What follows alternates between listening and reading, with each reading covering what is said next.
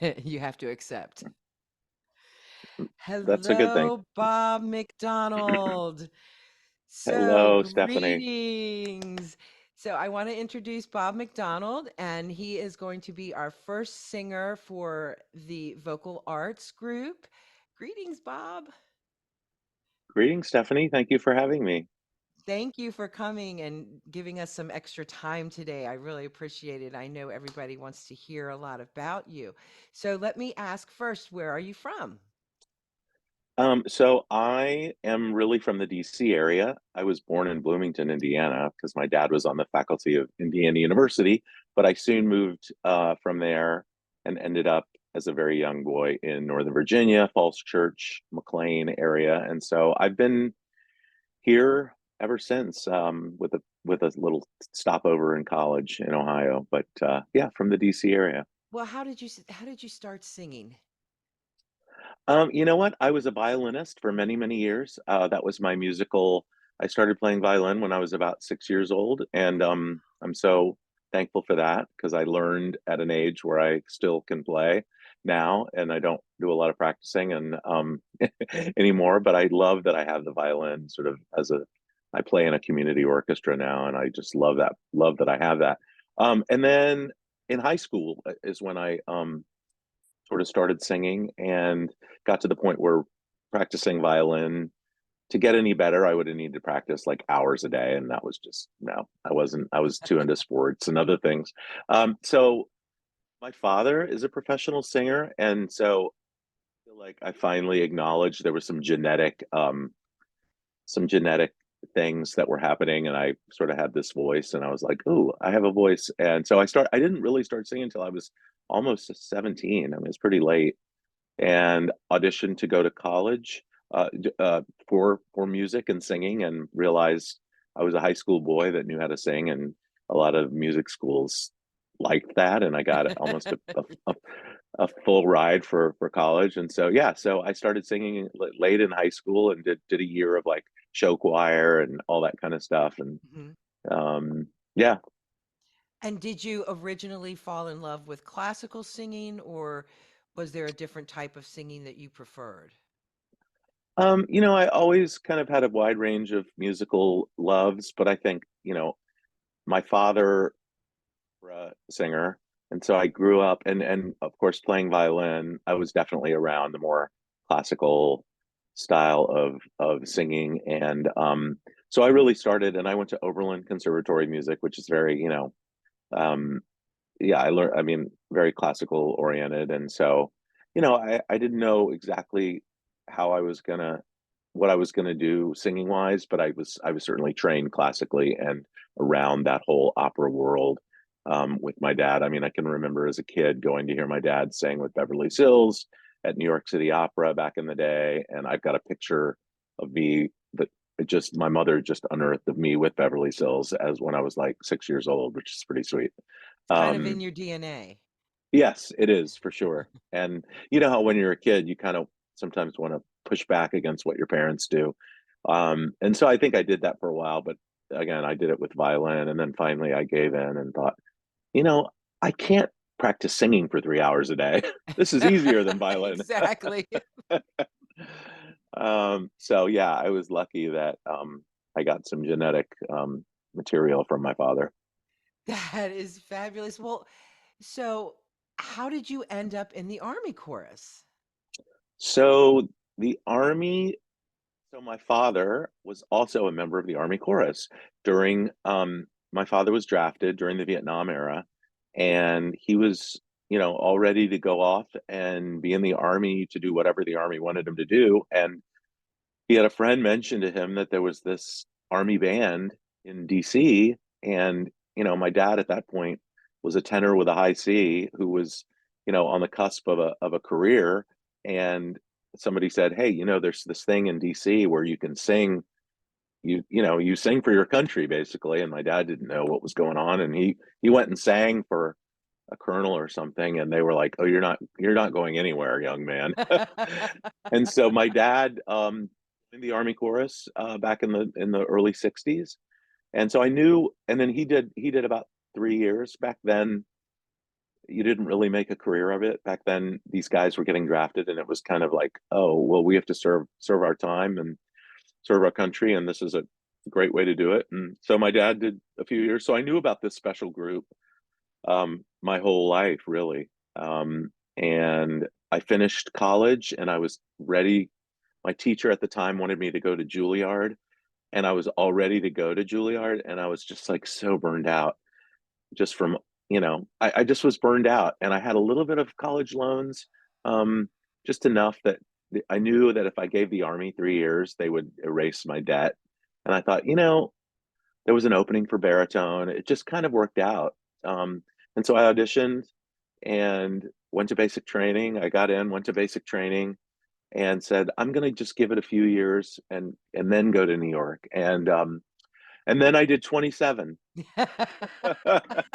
because I know you have several friends that have been in the military courses. You know that it's for the right personality, it's a wonderful career, and a Really is. chance to, a chance to again do some awesome things musically, but also to serve your country and all the benefits that come with being in the military. And Absolutely. so So, and there's several based in the DC, Baltimore area that I've had several friends in, and again, the same story. They want to be in for maybe 3 years, and they stay for their whole career or most of their career.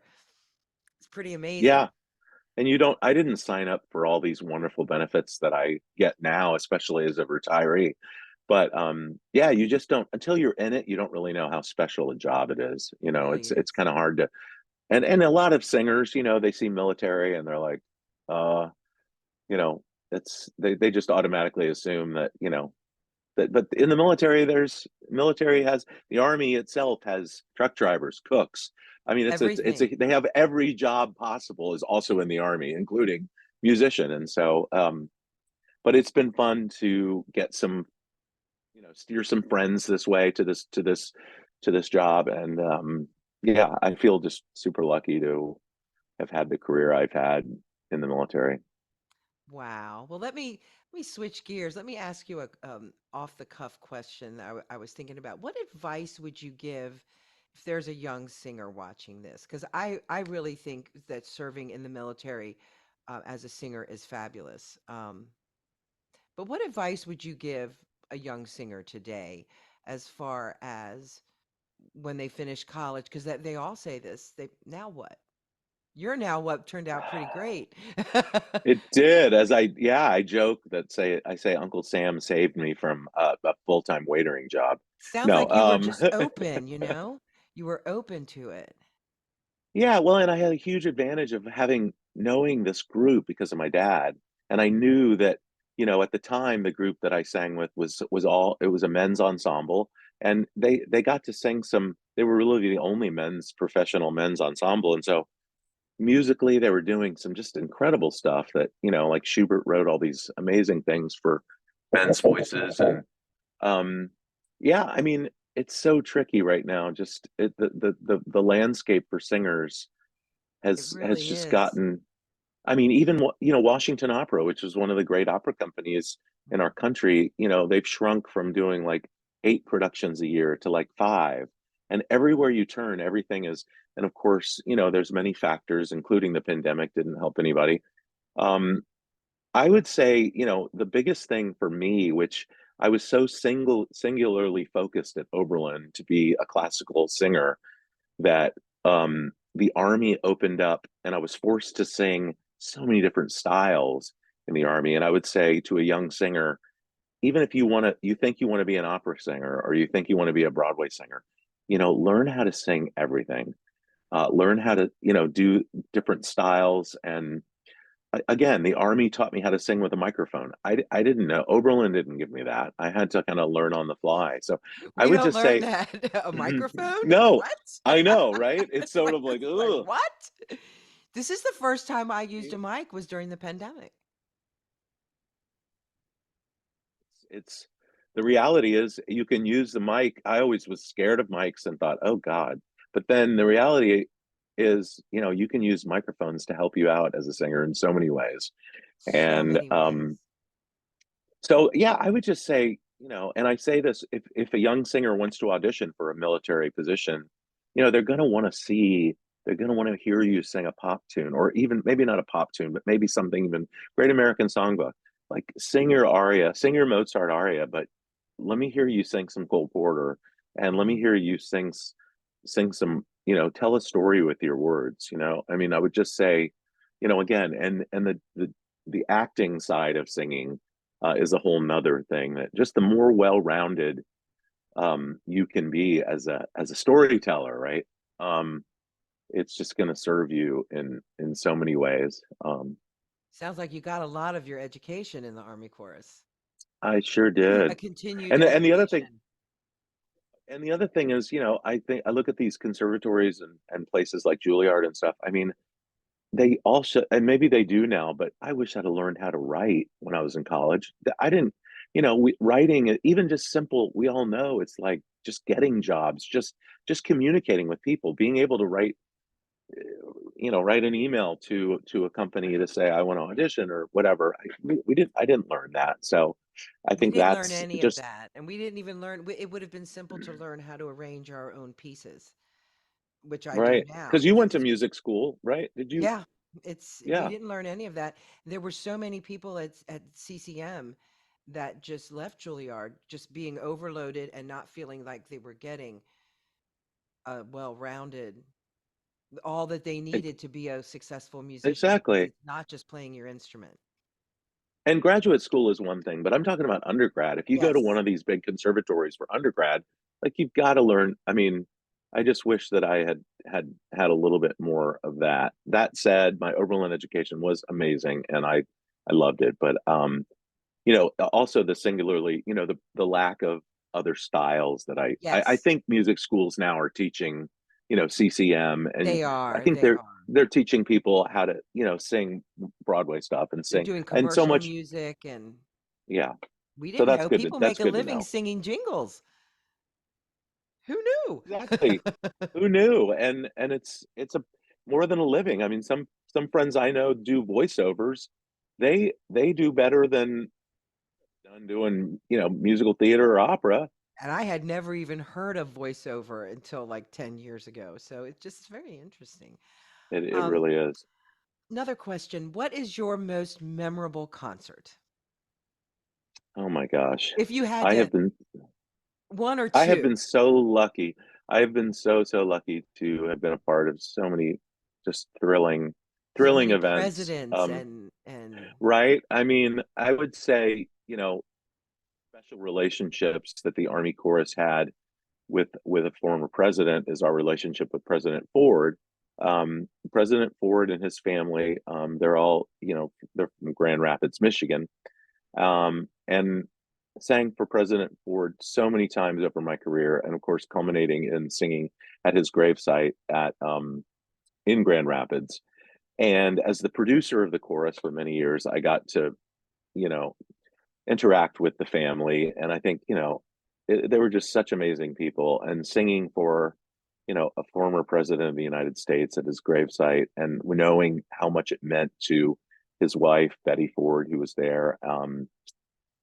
Just the impact of our music on that family, and just to sing for so many events for him was a true highlight. And I think if you asked anyone in the Army chorus, they would agree that that was, super powerful. And on the other side of that coin, again, I've got to sing for two Super Bowls, which, I mean, a different kind of impact, but how cool is that, that everyone I know very. is watching on TV, and they pause it for a minute and see my 1.5 seconds of, oh, there he is. There Yeah. he is. That's fabulous.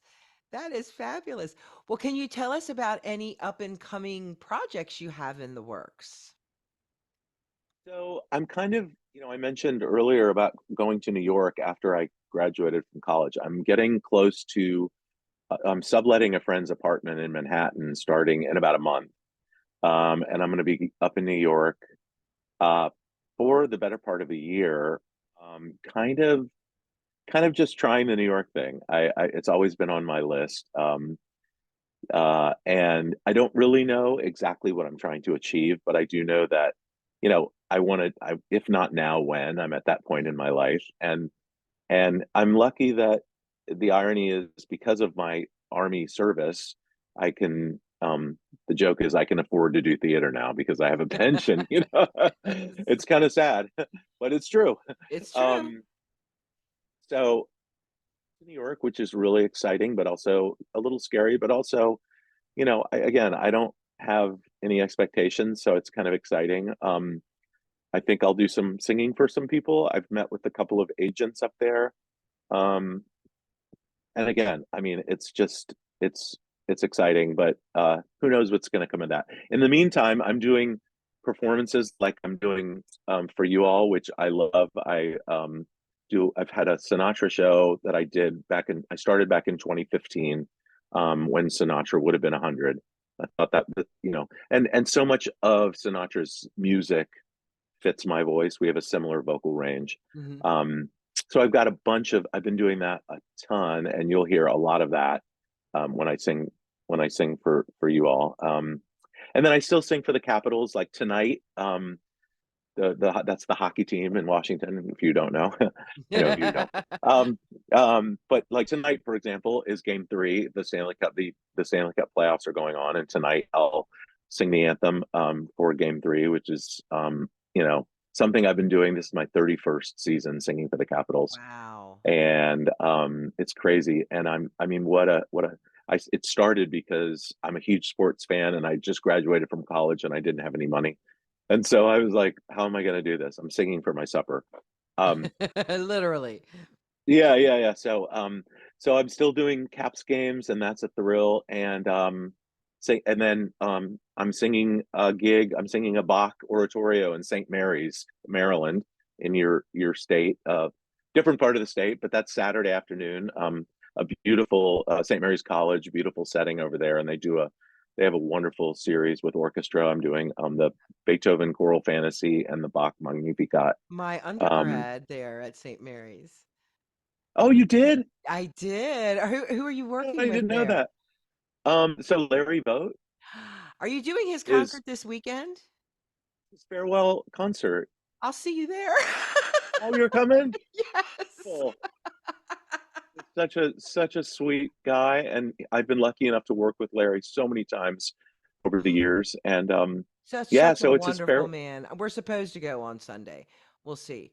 Um, but Saturday. yeah, Saturday. Yeah, Rosita and Don't scare me. I Laurie have and yeah, the whole gang is going to be there. We have a block. I There's a know a ton of alumni are coming back. He said. Yeah, we have a block reserved. That'd be so cool. Anyway, that just shows the varying my Friday Absolutely. night Caps game tonight. Clearly, Bach the state of tomorrow. Maryland loves you. Clearly, I'm doing a lot of driving around your beautiful state. Yes, But St. I would Mary's is argue that gorgeous. I would argue that St. Mary's and Rock Hall are two of the most beautiful parts of Maryland. Maybe the top two. They really are, and it's like I'm a water person, but I don't get in the water. Well, that's okay. I But mean, it's I just I chose the most understand it. beautiful places. It's just gorgeous. At St. Mary's they have dormitories that are water view. Yeah, I Can know you it's amazing. imagine? I know. No, I would get no work done. I would just stare at the water and yeah. It's While like the they were people that go working to. on them, they had a cruise ship out there, and the kids were all staying on the cruise ship instead of the Oh my. dorms. Oh yeah, St. Mary's is a very cool place. Yeah. Well, they have this new performing arts center. Have you seen the new It's performing arts center? beautiful. It's Oh my beautiful. gosh.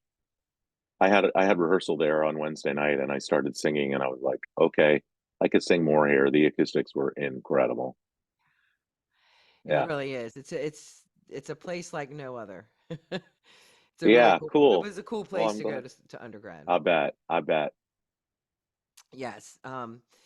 That is fabulous. Well, we are so excited to have you come here and sing for our first concert. I mean, it's the first one, so Well, good for you. Thank you for starting something like this. I mean, I feel like, these types of shows, unfortunately, there's less of them than there used to be, maybe. And you're bringing vocal artistry to an area that, you know, doesn't necessarily have too much of it, right? No, So kudos to you. and I think that there's a big interest here, and I think that there's a lot of music and the arts in general on the Eastern Shore. A lot of it is not organized, and it's just becoming organized. And I'm hoping that through grants and concerts like this, we will be able to do this more. I also feel like the voice and concerts where you just have the voice and piano are rare. They're For very, sure. very rare. Unfortunately. I think the vocal arts in the DC area is very big, is huge. Louise Urban used to be very big involved in that, Mm-hmm. Mm-hmm. and they've grown so much, and th- I think they're an important part of the arts tapestry there. Um, Without a doubt. Yep. And when you hear someone sing, people don't realize that when you go and see a show, I may only get to hear you sing two arias or two songs. That's it. Right. Right. Right. But when you go and see a concert, a recital, you get to see Yeah. the best. I get to hear your voice the entire time, and I get to hear the best from all of the song cycles or all of the best shows. So you get the best of the best when you hear something in recital. It's completely different from going to see a show. Totally. And I think, especially the show that I'll be presenting with my pianist who, makes the piano sound like an orchestra. You're just going to get a ton of variety. I mean, you're going to hear all kinds of different things, and that's again sort of showcasing my military career, my vocal career is being able to sing all different types of stuff, and I think that just makes an audience more. It's a more interesting afternoon as opposed to Fabulous. just hearing, you know, uh, 17 songs by Brahms. Nothing against Brahms, but Or the entire 24 Italian aria book just straight out. oh gosh, yeah, you don't want to. We don't want to do that. You We you don't. like your audience. Well, before we go, I do want to ask about your collaborative pianist. I So think his name is Tony Knocker. He is also a retired military musician. We met in the Army band. He was the music director, pianist for the Army Blues Jazz Ensemble for many, many years. Now he's the pianist for the Smithsonian Jazz Masterworks Orchestra, which is an amazing, amazing group. He also is the pianist for the National Symphony Orchestra Pops. He gets around. I am incredibly lucky to work with him and that he has time for me. Frankly, he's so busy. But we've hit it off on so many levels, and he can play all the styles, and he's a very unique pianist in that he most pianists that I've worked with, virtually all of them, you hand them a piece of music, they're happy. Tony Tony prefers no music. Tony Tony knows every song, and he it's all right here, and it's a talent, any key, and as a singer, to be able to transpose a song. Maybe I have a cold or something, and I want to do, I do My Way, for example, and Tony can do My Way down a half step or a whole step, and it's like the difference between success and failure, as a singer. um And I can't, and the funny thing is that my first degree is in piano. I cannot imagine sitting down at the piano and you saying, "Oh, I'm not feeling very well today. Could you take that down a whole step?" right. I would go, "Do you have the score?" I know. That's exactly, give me the score. That's such a talent. And Tony can also, he makes we do the show so many times that sometimes he makes stuff just a little bit different, each time we do it. And at first I was like, my Oberlin, sort of like, wait, you're not playing what's on the page. I was like, what are you doing? And now I'm like, oh man, he's just making it better, you know? And so I'm so lucky I know that your audience is going to love hearing him, and he'll do a one solo tune, just piano, so I can have a little rest. But you'll hear him do a solo tune too on the Well, show, we which are is great. so fortunate to have both of you coming all the way to Rock Hall. I know it's such a long schlep. Oh yeah, not really. You know that. Well, As soon it's as I funny because cross the when you're Bay in Bridge, DC, it's funny because people are like, "Oh, it's an hour and a half, to 2 hours." I'm like, "Oh, well, that's Falls Church to um, the Kennedy Center on a bad day. You're right. And I grew up going to Rehoboth. So in the summers. So my family, we would run a place in Rehoboth. So it's always when I cross the Bay Bridge, it always is like coming home in a way, and my blood pressure goes way down and I'm just like, you've got it figured out, and one day maybe I'll even be a neighbor. It's always been on I my drive a list to. golf cart around. I'll go beep beep. Oh, I would love that. I would love that. I can't wait to get over there and sing for your series and kick off your series. Oh, we can't wait to have you. And so with that, I'm going to say goodbye and stop the recording.